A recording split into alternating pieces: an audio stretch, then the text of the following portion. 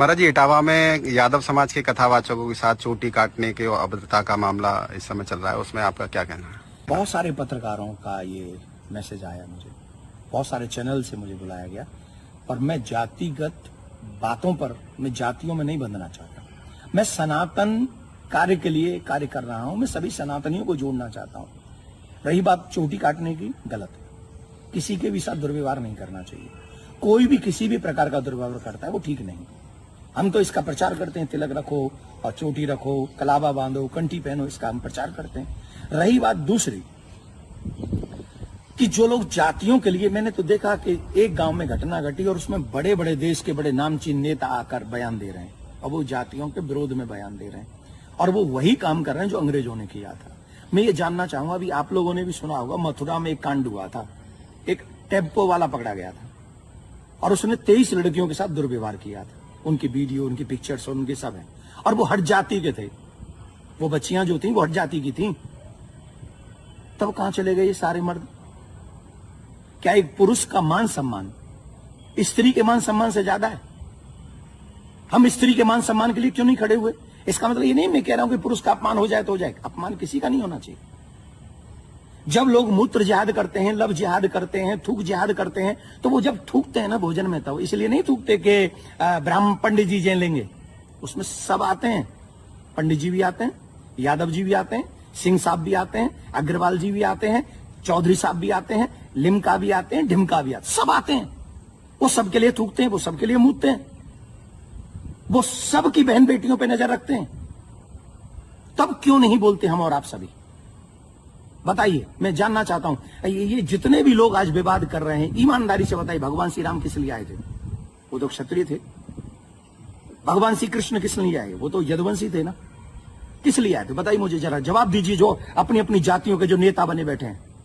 मैं जानना चाहता हूं आपसे, जितने भी अवतार तुम्हारे सनातन में जिन पुराणों के अनुसार हुए, जिन पुराणों के अनुसार तुम अपने आप को हिंदू लिखते हो, किसके लिए अवतार हुए थे? वो धर्म की स्थापना के लिए हुए थे, और धर्म की स्थापना करना ही हम सबका दायित्व है कि हम इस देश में धर्म की स्थापना करें, ना कि धर्म का खंडन करें।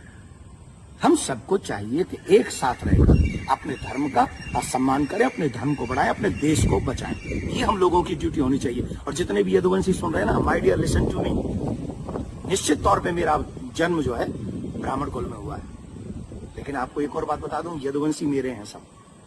पूछे कैसे? भगवान श्री कृष्ण का नामकरण जिन ऋषि ने किया था, गर्गः पुरोहितो राजन यदु नाम सुमहातप, मैं गर्गाचार्य जी का वंशज हूं। क्या मैं आपका बुरा चाहूंगा? क्या मैं जाटवों का बुरा चाहूंगा? मैं चौधरियों का बुरा चाहूंगा? मैं बनियाओं का बुरा चाहूंगा? किसी का बुरा नहीं चाहता। मैं आप सबका भला चाहता हूं और इस देश का भला चाहता हूं। अगर आपको ईमानदारी से अपने इष्ट में निष्ठा है, राम में, कृष्ण में, परशुराम में, हनुमान में, देवी में, देवता में, तो आप शास्त्रों के बताए हुए मार्ग पर चलिए और धर्म का पालन कीजिए, और उन विधर्मियों से लड़ने के लिए तैयार हो जाइए जो हमारे देश में जाति का जहर घोलकर, कई बड़े बड़े नेता हैं, जाति के नाम पे कूद पड़े। बस चुनाव की सभाओं में बोल रहे हैं, चुनाव की एक कथा, अरे तुम्हारे इस नाम पे वोट लोगे? लेकिन महाराज जी, सवाल ये आ रहा है कि ब्राह्मणों के अलावा और कोई समाज का व्यक्ति कथा कर सकता है कि नहीं कर सकता? क्यों नहीं कर सकता भाई? कथा प्रवचन कहीं भी करे। हम अपने बच्चों को कहानियां सुनाते, कथा सुनाते हैं, क्या बुराई है? हर एक जाति के व्यक्ति, मम्मी पापा, दादी दादा, नानी नाना तो अपनी जाति के होंगे ना, कहानी सुनाए, कथा सुनाए, कोई बुराई नहीं है। लेकिन व्यासपीठ पर बैठ के सप्ताह करना, देखिए उसकी विधा, हम शास्त्रों की बात करेंगे। यहां मैं अपनी बात नहीं करूंगा। मैं ब्राह्मण कुल में मेरा जन्म हुआ है, लेकिन कितने ऐसे कार्य हैं जो मैं खुद नहीं करता। जैसे यज्ञ कराना मैं नहीं करता, क्योंकि उसमें मेरी नॉलेज नहीं है। वो विवाह कराना, वो मैं कार्य नहीं करता। अंतिम संस्कार में भी जो 16 संस्कारों में से एक है, मैं वो नहीं करता। जो चीज मेरे हाथ में नहीं है वो मैं नहीं कर सकता, और जो मेरे हाथ में है वो मैं कर सकता हूं। जब हम भागवत करते हैं, एक अनुष्ठान करते हैं, अनुष्ठान को अनुष्ठान रहने दीजिए। सत्संग, प्रवचन, रामायण इत्यादि हम सब करें, कौन रोकने वाला है? और कितने ऐसे लोग हैं जो ब्राह्मण नहीं है, वो भी कथा कर रहे हैं। हमारे यहाँ तो मुस्लिम भी राम कथा करके गए हैं और हमने उनको स्वीकार किया। रसखान को हमने स्वीकार किया है, रसखान के पद हम लोग गाते हैं। तो इसमें जाति के चक्कर मत पड़िए, जाति बंधन मत फैलाइए। मैं हाथ जोड़ के प्रार्थना करता हूं, आइए हम सब एक हों, सनातन देश और धर्म और आने वाली पीढ़ी को बचाएं, यही हमारा दायित्व है। जय श्री राम। लेकिन महाराज जी एक सवाल और कि उनपे आरोप लग रहा है कि छेड़छाड़ की उस घटना में शामिल पाई गई। देखिए, न तो ये काम देवकी नंदन का है और न काम ये अखिलेश जी का और तेज प्रताप जी का है।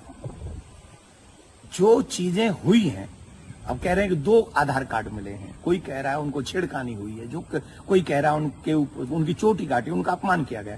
तो इसके लिए संविधान है, इसके लिए प्रशासन है, हमें बांटना नहीं है। प्रशासन अपना काम करे, जहां जो जिसकी गलती हो उसे सजा दे। पंडित जी की गलती है तो पंडित जी को सजा दे, यादव जी की गलती है तो यादव जी को सजा दे। लेकिन जो बड़े बड़े लोग हैं, जो बड़े बड़े पदों पर बैठे हैं, उन लोगों को जातिवाद फैलाकर समाज को लड़ाना नहीं चाहिए।